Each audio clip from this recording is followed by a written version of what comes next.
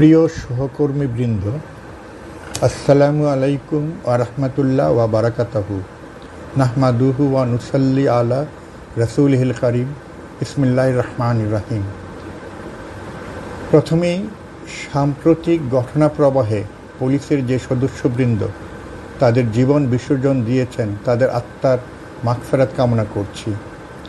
কিছুটা নীতি নির্ধারণী পর্যায়ের বিচ্যুতি ও সিদ্ধান্তহীনতা, কিছুটা বিশৃঙ্খল দিশেহারা অপারেশনাল দিক নির্দেশনার কারণে যে অবর্ণনীয় যন্ত্রণার মধ্য দিয়ে কর্তব্যরত অবস্থায় অনেকগুলো তাজা প্রাণ অকালে ঝরে গেছে, তার বেদনা প্রকাশের কোনো ভাষা নেই। আইনগত ও সামাজিকভাবে পুলিশের শক্তি, মর্যাদা ও মানুষের কল্যাণ করার ক্ষমতা নিঃসন্দেহে ঈর্ষণীয়। আমাদের নিবিড় প্রশিক্ষণ, নিবেদিত প্রাণ শ্রম এবং ঐকান্তিক প্রচেষ্টা দিয়ে আমরা বাংলাদেশ পুলিশ আমাদের সুনামকে তিল তিল করে অর্জন করেছি।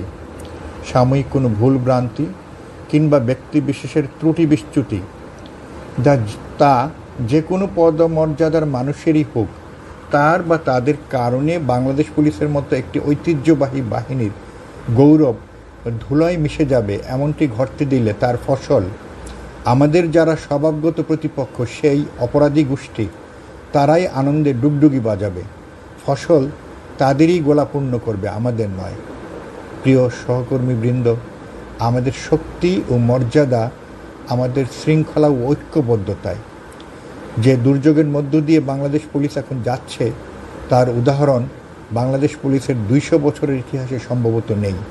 এ সময় আমাদের দুটো অপশন থাকতে পারে। অপশন 1, ক্লান্তি, অবসন্নতা ও ক্ষোভে ভেঙে পড়ে বিচ্ছিন্ন হয়ে নিজের মতো করে ছুটোছুটি করা।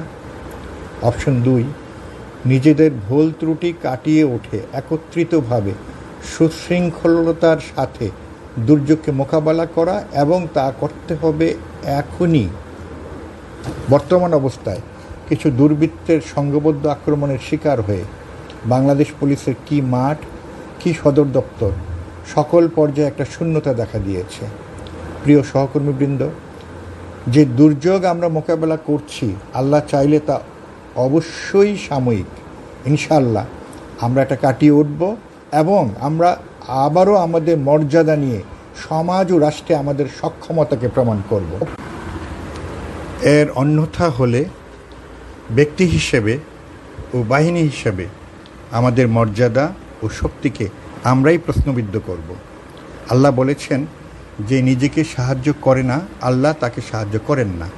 ব্যক্তিগতভাবে আমার ক্ষমতা খুবই সীমিত, তবু আমি বিশ্বাস করি এই অন্তর্বর্তীকালীন সময়ে আমরা নিজেরাই যার যার অবস্থান থেকে ঐক্যবদ্ধভাবে দুর্যোগকে মোকাবেলা করব ইনশাআল্লাহ। আসুন, আর একটুও দেরি নয়, বিরতি বা ছুটি যে নামই ডাকি না কেন, এই মুহূর্তে তা হবে অত্যন্ত ব্যয়বহুল, অপূরণীয় ক্ষতির বিলাসিতা। প্লিজ, এই বিষয়টা আমাদের সকলের বোঝাটা খুবই জরুরি।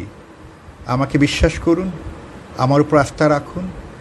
দেশে ও বিদেশে বিভিন্ন গুরুত্বপূর্ণ দায়িত্বে আমার 34 বছরের চাকরির অভিজ্ঞতা নিয়ে আমি বলছি, এই মুহূর্তে আপনার কাজে অংশগ্রহণ অনেক অনেক বেশি জরুরি।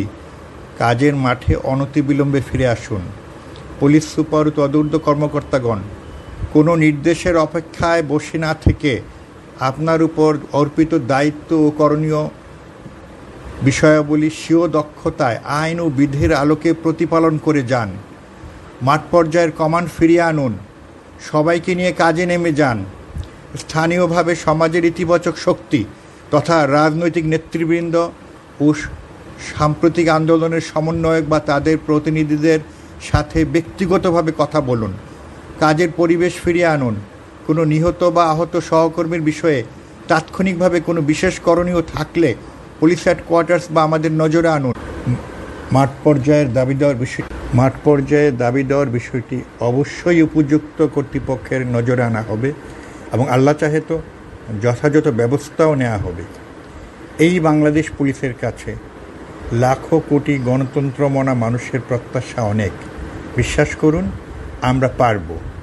শোককে শক্তিতে পরিণত করে বাংলাদেশের গণমানুষের আকাঙ্ক্ষার পুলিশ, অহংকারের পুলিশ ও ভালোবাসার পুলিশ হয়ে আমাদের স্বপ্নের বাংলাদেশ বিনির্মাণে আমরা যথাযথ ভূমিকা রাখব ইনশাআল্লাহ। আল্লাহ আমাদের সহায় হন।